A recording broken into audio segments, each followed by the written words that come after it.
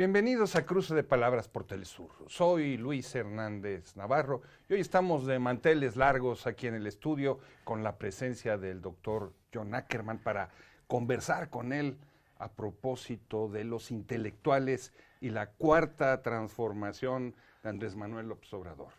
John tiene un doble doctorado en Sociología y en Derecho, es investigador universitario y una de las figuras intelectuales más prominentes, un verdadero provocador en el sentido bueno de la palabra, de la vida intelectual de este país y la política. John, muchas gracias por estar con nosotros. Gracias a ti, querido Luis, un honor estar aquí contigo en Telesur y en este programa. Se me olvidó decir que eras también un agente soviético, ¿no? Claro, porque tengo mi colaboración en RT. Pero ¿no? te organizaron toda una campaña Así diciendo que tú estabas al servicio de Putin y que Sí. habían organizado toda una iniciativa para favorecer a López Obrador a través de ti, etcétera, Así etcétera, es, ¿no? sí, fue muy divertido ese episodio en la campaña electoral. Estaban buscando por donde quiera cualquier cosa para supuestamente manchar al observador y en particular a las voces que lo apoyaban y lo respaldábamos. Lo más divertido para mí era que pues, simplemente no pegaba entre los mexicanos, lo veía en general la población como un asunto ridículo y esto habla, lo cual lo fue, esto habla muy bien de la cultura política de los mexicanos, de una historia a lo largo del siglo XX, de al final de cuentas no ser tan acomplejados con esos esquemas de la Guerra Fría, ¿no? Porque esa es una lógica de Guerra Fría. En Washington todavía está en la Guerra Fría. Creen que Putin es un comunista, creen que los rusos son los enemigos y yo que colaboro una pequeña columna, ni siquiera es algo en la tele, un videoblog semanal, de repente les genera esa histeria. Pero los mexicanos no tenemos esa histeria, somos mucho más eclécticos, plurales, abiertos a entender y escuchar diferentes puntos de vista. Y esto es lo que no toleran los periodistas en México que tienen el esquema pues gringo, estadounidense, fue los Krause en particular que encabezaron este intento de descalificación. O sea, no recibes el oro de Moscú. No lo llega, recibo. como decía Andrés Manuel, a través de los submarinos que llegan al puerto de Veracruz. Así es, no. Lamentablemente soy un humilde periodista y escritor como tú y como todos que estamos haciendo un trabajo aquí en México a favor de la verdad, ¿no? John, tú nunca has ocultado la simpatía con la causa política en la que participas. Así es. Podrías muy fácilmente ser hoy funcionario en la administración de López Obrador. Pues, bueno, primero no tan fácilmente porque como mexicano nacionalizado tengo impedimentos muy específicos. No puedo ser ni rector de la UNAM, ni funcionario de casilla, de hecho, y mucho menos secretario de Estado, diputado, senador. Y esto me ha permitido, yo creo que desde hace mucho tiempo, mantener ese posicionamiento desde la sociedad, desde la lucha pues, política, sí, pero no tanto desde el gobierno. Y además, pues ahí está mi querida esposa, admirada Irma Heréndira, que está dando una batalla fantástica a favor de la honestidad contra la corrupción y también no hubiera sido correcto esta mezcolanza familiar Bueno, de hecho gobierno, los ¿no? atacan a ustedes como pareja, ni siquiera a ti en lo individual o a Irma Heréndira como secretaria de la función pública, ¿no? Sí, claro, no les gusta que al final de cuentas somos una pareja unida. Y sí, de repente yo siento que los ataques con particularmente fuertes así nosotros porque pues somos personas que han estado de izquierda de muchas décadas. Sabes, la familia de Irma Heréndira viene de una lucha política muy fuerte desde abajo, la izquierda en Guerrero. Yo desde la UNAM pues siempre he sido claro con mis posiciones, convicciones de izquierda. Sí. John, ¿no ves contradicción entre ser un intelectual e intervenir tan abiertamente en política, no en causa, sino defendiendo un gobierno, defendiendo políticas específicas de la administración? Mire, yo creo que tenemos una larga historia en México, décadas de un estado despótico, autoritario, que nos han acostumbrado, nos han hecho pensar que la única forma de ejercer el pensamiento crítico es pues, en contra del gobierno, o sea, como una presunción de culpabilidad y de autoritarismo del Estado, ¿no? Ahora lo que está ocurriendo, lo que estamos viviendo con esta llamada cuarta transformación es un experimento que por la primera vez desde la época de Lázaro Cárdenas tenemos un Estado, o por lo menos unas partes del Estado, no el Estado en su conjunto, sino ya una inserción de un grupo de personas, de un proyecto que está luchando por causas sociales desde el gobierno. Y esto yo creo que nos libera, nos permite a los periodistas, a los académicos, intelectuales ser pues un poco más objetivo, no simplemente tirarle al gobierno de un primero, sino evaluar realmente lo que está haciendo y no es pecado apoyar a un gobierno que está luchando en contra de poderes fácticos corruptos, así como hemos vivido en Sudamérica, Bolivia, Brasil, muchos países han habido gobiernos populares que luchan por la justicia y apoyar estas causas son perfectamente legítimas, aunque impliquen también apoyar a un gobierno, eso no es pecado. O sea, se vale ser intelectual militante. Bueno, eso es un concepto más grande, sí, por supuesto. Yo creo que la objetividad no existe. Todos los periodistas, los intelectuales, los académicos, pues tenemos un posicionamiento frente al mundo. Quienes se esconden en una neutralidad supuesta, absoluta, simplemente esconden sus compromisos. Entonces yo creo que es mucho mejor ser explícito, honesto, de frente, con la defensa de causas. Esto no implica necesariamente defender cada acción del gobierno, por supuesto. Se tiene que, si el gobierno traiciona la causa social, aunque se llame gobierno de izquierda, pues se la tiene que señalar, ¿no? Eso por supuesto. Y John, diera la impresión de que la cuarta transformación no tiene un proyecto ideológico como tal. El presidente habla del liberalismo del siglo XIX, o sea, de los que se enfrentaron a los conservadores, ligados a los intereses eclesiales, a la intervención extranjera, etcétera, etcétera, y los reivindica algunos personajes de la Revolución Mexicana, pero se niega a definirse en torno a si es socialista o si es un crítico, yo diría formal, pero eso lo podemos discutir del neoliberalismo, pero da la impresión de que no hay un proyecto ideológico. Mira, pero es que esta es la misma crítica que le lanzaban contra Emiliano Zapata, ¿no? O Morelos. Decían, Emiliano Zapata es un campesino que no escribía grandes libros o discursos como Robespierre, él sí escribe, o como Lenin, ¿no? ¿No? Siempre es esa idea sobre nuestra historia política, de alguna forma nuestros grandes líderes no tienen suficiente ideología, ¿no?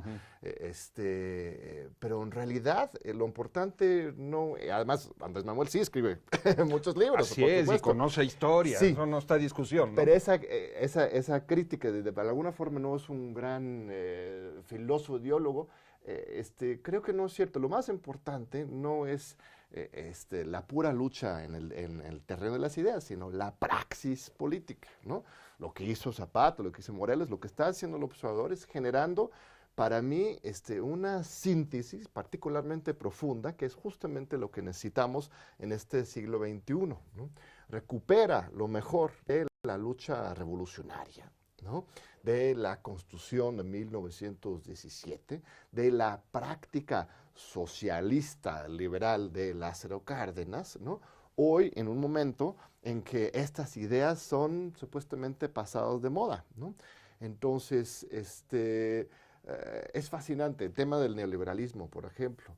Él ve el neoliberalismo como un concepto particularmente de un enfoque político, ¿no? Siempre cuando habla de neoliberalismo habla de corrupción, habla de autoritarismo, ¿no? Entonces, esa lucha política en contra del neoliberalismo para generar una democracia realmente participativa, rescatar el Estado para las causas de la justicia, es para mí algo muy profundo. México es de los únicos países en el mundo, yo creo, en que nuestro partido liberal, de los Flores Magón, fue un partido revolucionario, anarcosindicalista, radical.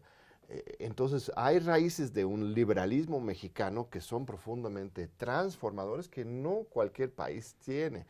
Hay esta práctica de Lázaro Cárdenas. Lázaro Cárdenas era mucho más radical que Roosevelt, que Perón, que cualquiera de los líderes supuestamente populistas a principios del siglo XX, y esas prácticas transformadoras son las que están recuperando hoy el observador. Él ha hablado de la cuarta transformación, pero no la ha definido. Ha ido poniendo piezas del rompecabezas sobre la mesa y poco a poco se han ido armando, pero no está el rompecabezas completo.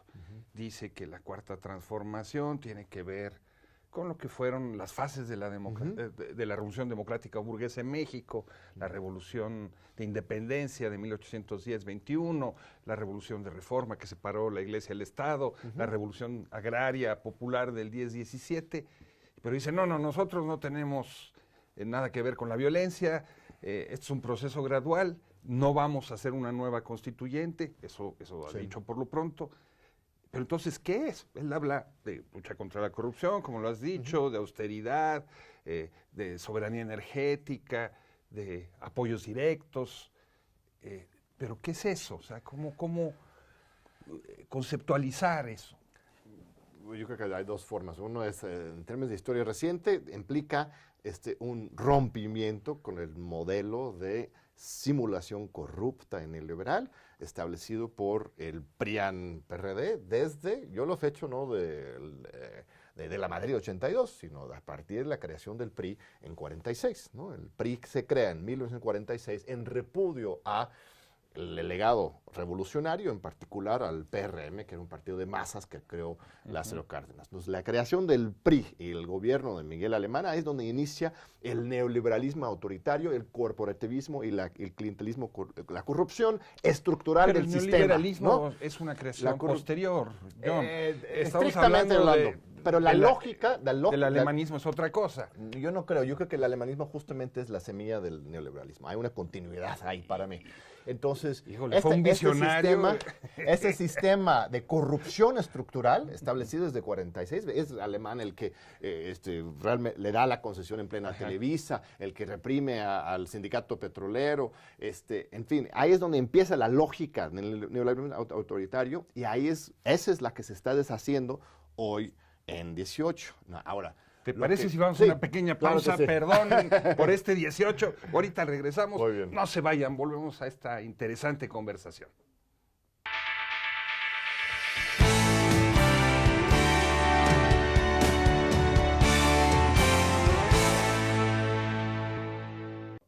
Estamos ya de vuelta en este cruce de palabras conversando con el doctor John Ackerman sobre el proyecto intelectual de la Cuarta Transformación y la relación de la Cuarta Transformación de López Obrador con los intelectuales.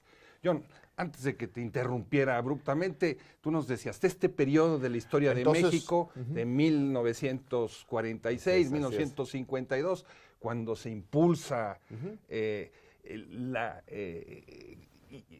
inserción plena de México en la órbita imperial estadounidense, tú dices... Y la corrupción estructural adentro. Esa es la semilla del neoliberalismo. No solamente se inserta en el mundo imperial globalizado, sino que se establece ya, se invierte todo el mecanismo de control político. Lázaro Cárdenas genera un partido de masas, un control desde abajo, supuestamente para darle continuidad a las ideas revolucionarias, y en 46 esa misma estructura se invierte en sentido y ya tenemos el control desde arriba, corporativismo, clientelismo, Televisa se empodera a partir de ahí. Esto es el origen del sistema neoliberal autoritario. Ese es el sistema que estamos empezando a desmontar a partir del 18. O sea, esta es la verdadera transición, lo que no ocurrió en 2000, que fue una continuidad de ese mismo sistema de control social neoliberal, hoy ya lo estamos desmontando, ¿no? Entonces, eso es un cambio histórico verdadero. Ahora, la visión positiva, ¿no? Porque esa es la negativa, la positiva ideológica que estás pidiendo, yo creo que, pues sí, tenemos que regresar a nuestra historia. Esa es la idea de la Cuarta Transformación es, primero, reconocer que tuvimos tres antes. No cualquier país tuvo tres transformaciones, no cualquier país tuvo a Morelos, a Juárez, ni a Cárdenas, ni a Zapata. En los Estados Unidos no los tuvimos, ¿eh? En los Estados Unidos Washington era dueño de esclavos, Morelos era un afrodescendiente, Benito Juárez y Lincoln, ninguna comparación. Benito Juárez, un indígena de Oaxaca desde abajo, que andaba a salto de mata durante años, que derrotó a los franceses, y Lincoln ahí con todo el apoyo de Nueva York, de los industriales del norte, Roosevelt y Cárdenas, ninguna comparación tampoco. Entonces tenemos esta historia de líderes desde abajo, de transformación, esa síntesis de socialismo y principios liberales, que es lo que está canalizando, eso es lo que está recuperando Andrés Manuel. Pero no es explícito, no se habla nunca de socialismo, se habla una y otra vez del viejo liberalismo. Bueno, sí, pero insisto, el viejo liberalismo mexicano Claro, no es claro, cualquier no, liberalismo. claro, claro. Los Flores Magón eran liberales socialistas, Pero no hay una anarcosindicalistas, reivindicación ¿no? explícita del magonismo. Mira, yo creo que Andrés Manuel sí tiene... Él ha reivindicado a Mújica, Claro. un general fundamental en la Revolución Mexicana, por supuesto a Juárez una y otra vez, a Altamirano, a todas estas figuras, pero no a Flores Magón. Bueno, eso no es tan correcto. El periódico del partido Morena se llama Regeneración, es el periódico que él mismo hizo. Sí, porque apela no solamente a esta idea, sino el partido se llamaba antes Movimiento de Regeneración Nacional. Ahí había una idea de reconstituir el país otra vez de otra manera. Cuando escuchas, por ejemplo, yo creo que hay cierta búsqueda y consolidación intelectual de su parte, Andrés Manuel. Yo creo que tienes razón, no lo ha terminado de definir. Y eso es muy positivo, muy bonito, porque nos permite a todos colaborar y contribuir. En su discurso del miércoles, antes de la elección de 2018, me pareció muy emotivo, en el de Estadio Azteca, el masivo, el cierre de campaña 2018. Fue un discurso en que recuperaba justamente todos los líderes con posiciones más claramente de izquierda a lo largo del siglo XIX y siglo XX, anunciando que su gobierno va a dar continuidad a este legado, a esta tradición de lucha política social de izquierda del país. Es cierto, de repente da más énfasis a Madero que a Zapata o a mismo Flores Magón, ¿no? Y estos son los equilibrios que él va construyendo. Su mismo gobierno es eso, ¿no? Así tienes a Romo, que incluso dice que viene de alguna forma de la familia de Madero, ¿no?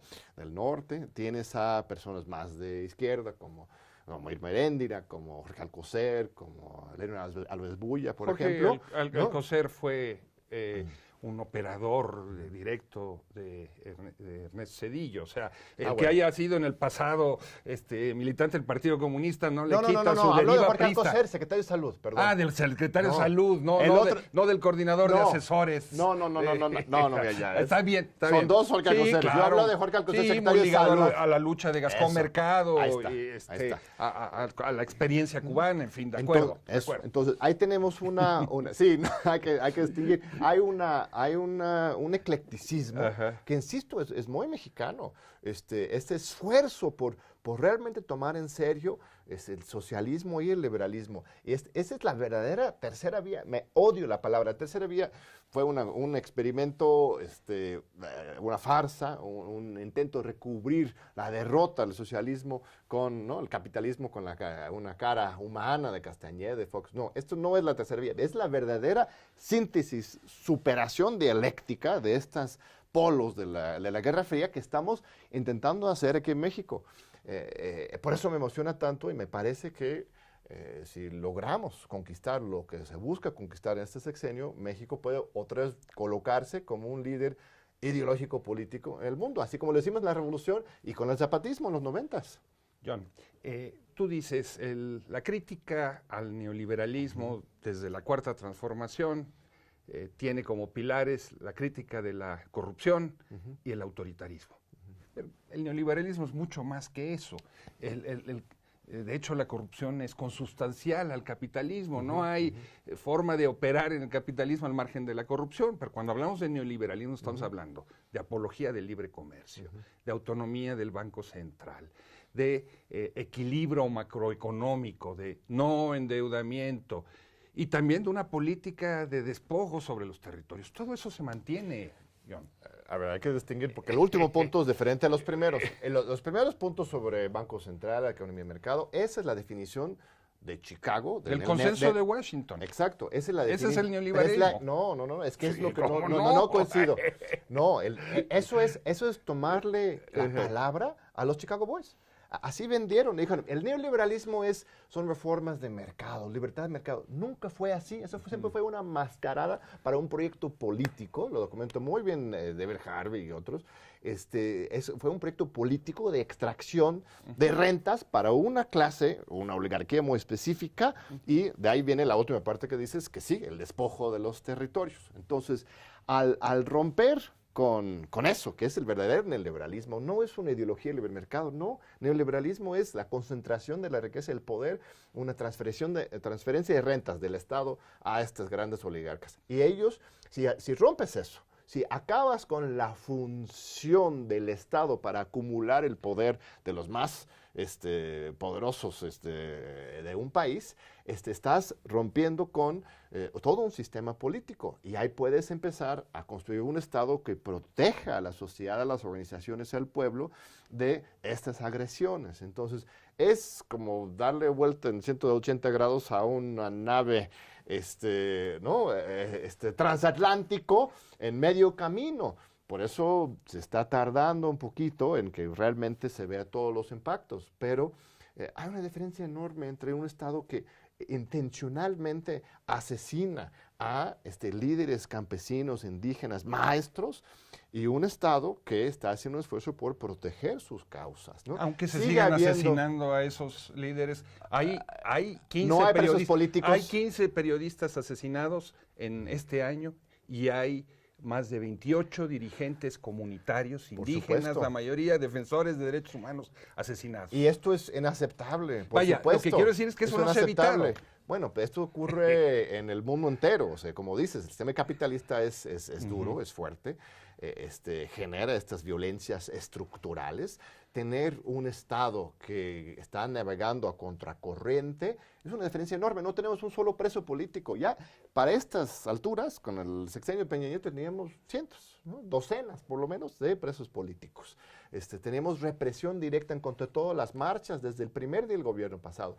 Este gobierno no reprime movimientos, no encarcela a dirigentes y no asesina a dirigentes campesinos, sino al contrario, está haciendo un esfuerzo enorme por proteger a las causas sociales. Sí, con poca eficacia. Pero podemos abrir un paréntesis en esto para ir al tema. Sí. Muchos de los intelectuales que habían apoyado al López Obrador hoy están en la administración pública. Quienes como tú o como Pedro Miguel se mantienen por afuera son muy pocos. ¿No ese es un problema para construir un relato, una narrativa de la Cuarta Transformación? Mira, yo creo que algo muy bonito es que la nueva generación, los jóvenes, han abrazado este momento histórico como suyo, ¿no? Las encuestas lo demuestran. Quienes más apoyan a este gobierno, a esta Cuarta Transformación, son los de menos de 30 años, ¿no? Ven esto como una gran oportunidad para que ellos puedan poner la nueva narrativa, articular una nueva visión de qué es México. Lo veo en mis estudiantes de la UNAM, lo veo en la gente que nos encontramos en diferentes eventos, que ese es donde realmente tenemos que construir una nueva narrativa. Ni Pedro, ni yo, ni el Fisgón, ni nadie más buscamos reemplazar a estos grandes caciques de la cultura, ¿no? Eso sería un terrible error. Más bien lo que se busca es generar un nuevo espacio para la discusión pública. Yo creo que eso lo estamos logrando, aunque los medios siguen siendo pues, los mismos de siempre. Los mismos periodistas que antes aplaudían al gobierno corrupto y a Peña Nieto, hoy atacan con todo, desde los zapatos hasta el espacios, pelo. ¿no? Algunos espacios. Tú has ocupado esos espacios bueno, de los medios públicos, muy creativa, ¿no? Pero llama la atención, por ejemplo, yo estoy en los medios públicos, estoy en TV UNAM, en Canal 11, y de repente ahora sí ya me invitan a algún más de debate en TV Azteca, pero la barra de opinión en TV Azteca sigue igual a antes. Televisa todavía no he pisado, ni creo que pisaré en todo este sexenio. Todavía hay un bloqueo de los medios privados muy claros. Radio Centro se ha abierto a una pluralidad de voz, hasta nuestro amigo, colega Julio. Sí hay pequeños cambios, están generando otras cosas, pero el contexto mediático sigue siendo predominantemente neoliberal y a favor de causas muy claras. Los antiguos gobiernos contaban con el apoyo de dos grandes bloques político-culturales estructurados en torno a revistas. La revista Nexos con Héctor Aguilar Camín y su grupo, la revista Letras Libres con Enrique Krause, y había ahí una cuadra de aspirantes a ser intelectuales, de jóvenes, etcétera, etcétera, y ellos a su vez tenían una presencia muy importante en los medios de comunicación. ¿Dónde están esos bloques políticos culturales hoy? Ay, sí, los veo, de repente, con una cubeta de agua fresca. Yo creo que ellos creían que estaban ahí porque eran muy inteligentes, Luis. Y ahora de repente están dando cuenta que una gran parte de su presencia pública era por su conexión con el dinero y el poder. Entonces, de repente tener que sobrevivir por sus propios medios, sus propias ideas, yo creo que esto les está haciendo entrar una reflexión profunda y espero que estén con una reflexión profunda. Ahorita algunas declaraciones, los he visto, algunos de ellos muy desesperados, muy golpistas, pero yo creo que con el tiempo se van a dar cuenta que este gobierno no es como el otro, simplemente ya no tienen la alimentación de recursos y poder, pero pues van a poder sobrevivir en su propia cuenta si es que quieren hacer esfuerzo para hacerlo. Entonces, eso es un escenario realmente democrático y ellos tienen que aprender a sobrevivir y convivir con la democracia. La oposición partidaria está en crisis, toda. Los partidos fueron barridos por el tsunami de 2018 y tiene la impresión de que la oposición se ha estructurado más bien en torno a medios de comunicación y figuras intelectuales. ¿Tú crees que esto es correcto? ¿Qué visión anticipas que van a desarrollar? Sí, efectivamente, todos los partidos están en crisis. La crisis de Morena es real, pero es menor a la crisis que está en los otros partidos. Es una barrida de todo el contexto político electoral. Y tienes razón, yo no diría que ni siquiera hay una oposición realmente intelectual. Más bien la oposición hoy es Felipe Calderón, Marco Cortés, Vicente Fox. No hay ni gente, los viejos políticos panistas. Se dice que Calderón quiere ser diputado en la próxima legislatura, lo cual sería magnífico por lo ridículo, ¿no? Están en un desaseo terrible y los sectores más echados para adelante, insisto, no han aprendido a convivir con la democracia, están en esta del golpismo y yo creo que por eso mismo, esta inmadurez de la oposición es que pues, sigue tan dominante en el escenario político nacional, Morena y la 4T. John, llegó a su fin este programa, desafortunadamente, ya que estábamos calentando motores. Muchísimas gracias. Nos encontraremos de nuevo aquí o allá, por o supuesto que sí, para este diálogo, este cruce de palabras. Así es, muchas gracias. Muchas gracias a ustedes también, amigos, amigas, por su amable compañía. Ya saben, los esperamos la semana próxima aquí por Telesur.